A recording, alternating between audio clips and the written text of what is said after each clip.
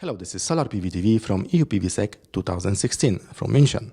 We are together with a guest from far away with Professor Martin Green, father of the solar cells. Hello, Martin. Hello, Thomas. So, Martin, what brings you from so far away to EUPVSEC actually? I guess this has always been an important conference. So I've traditionally given the opening talk for this conference. So I guess as long as they continue to offer me that spot, I'll probably keep coming. Can you tell us more about your achievements, about the achievements of your institute? Yes, we've had a good year so far. So we claimed 3 records so far this year. But we're working on a wide range of technologies. We're quite a large university-based research group. So we now have about 125 PhD students. So quite a lot of different projects underway. But one of the projects is dealing with copper, zinc, tin, sulfide solar cells, which is a earth-abundant technology that many other people are working on. But we claimed a record for the first cell that was 1 centimetre squared, which is the standard test size, and that was about an 8% efficient cell.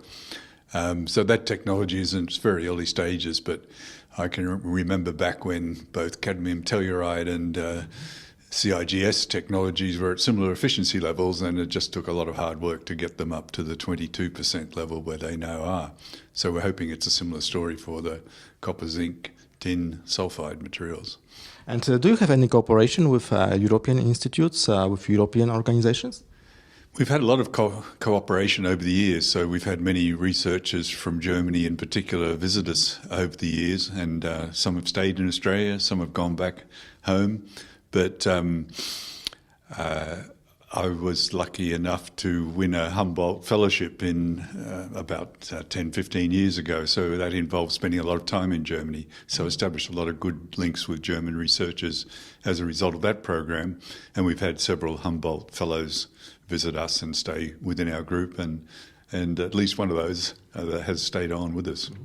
And what do you think, Martin, taking into account your experience and also a lot of achievements in the solar energy, how do you feel about the European research, about the European institutes? Do you think that Europe can be and can retain its leadership position in the solar industry?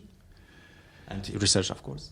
Yeah, Europe's played a very important role in the development of the industry. So there's a number of very strong research institutes throughout Europe. But I think the major contribution to photovoltaics may have been the German feed-in tariff program, which really was responsible for getting the industry to the stage that it's at now.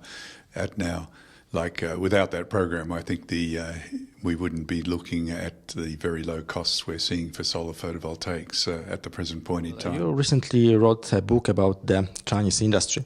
So I'm sure you were observing the fact that actually people a bit forgot about new technologies. The industry focused mainly on the scaling up and getting the cheapest price possible. Do you notice that it is changing slightly right now? I think Chinese manufacturers have always been quite adventurous. So I don't think it's the fact they decided to concentrate on established technology. So I was very closely involved with the founding of the first manufacturers in China. In fact, people from our research group actually started 3 or 4 of the earliest companies to begin manufacturing there. And they have been quite adventurous in terms of introducing new technology onto the market. I think much more adventurous than the industry was prior to its recent growth. So I think they concentrated on silicon technology originally, but they did a lot of exploration of thin film technology, but it just turned out they were able to get the cost of the mainstream silicon technology. They were able to get the cost out of that to take it to much lower levels than anyone had anticipated was feasible. So now you think that they will put more attention to the new technologies and next generation technologies? Yeah, well, I think they already have done their share of introducing new technology. So the PERC cell technology that was originally developed in my group is now being commercialised, but that was spearheaded in Taiwan rather than mainland China, but the Chinese industry is now adopting that technology sort of across the board, and I don't think again that the adoption of that technology would have occurred without the reduction in costs that have occurred as a result of the manufacturing shifting to China. So you were mentioning that Europe and especially Germany with feed-in tariff system was, let's say, gave the kick of the whole industry in the world. Now in Europe, as you'll notice, we have a bit of issue with the market. The market slowed down, and we are speaking about, let's say, new wave of PV development, especially with the storage solutions, integrating solar into the whole energy and transportation solution. How do you see the future of solar? Let's say, taking into account your experience and also, your vision. Yeah, it's becoming a worldwide industry, and I think Europe still has plenty to contribute. So there's many new technologies still required. But Europe has played a very active role in the equipment development side of the industry. So most of the manufacturing activity in China was based on the use of European equipment. So, although the development of the industry in China made it difficult for German manufacturers of cells to compete on the international market, that was not the case with the equipment. So there was many billions of dollars worth of German and other European equipment sold into China as the manufacturing industry there developed. I think that aspect is often overlooked, and it's always seen as a one-sided sort of transition, but actually the build-up of the industry in China was very beneficial to European equipment manufacturers. Exactly. And you were mentioning, Martin, that you are coming since a lot of years for the opening speeches at EU PVSec.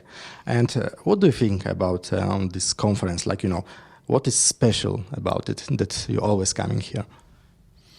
Yeah, I guess it's changed over the years. So I came to the very first conference in this series back in 1977, and in that era, the conference was the second largest in the world, I guess, because the IEEE conference, the US-based conference, was the premier conference. And then during the 80s, as the European governments concentrated more on the development of solar energy, the transition occurred, and this became by far the largest conference and a massive exhibition that accompanied it.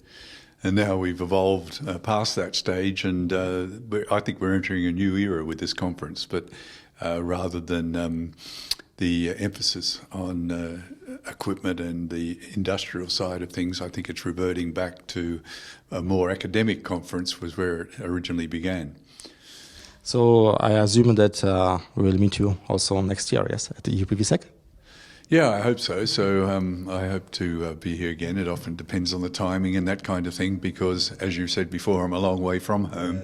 So it's not trivial to make a commitment to come over to Europe to attend a conference like this. But, this conference looks like it's going to be a very good one. So in all probability, I will be here next year. So thank you so much, Martin, and hopefully we'll meet each other at the EU PVSec 33rd edition next year in Europe. That was Solar PV TV together with Martin Green from far, far away from Australia, who is every year coming to EU PVSec in Europe.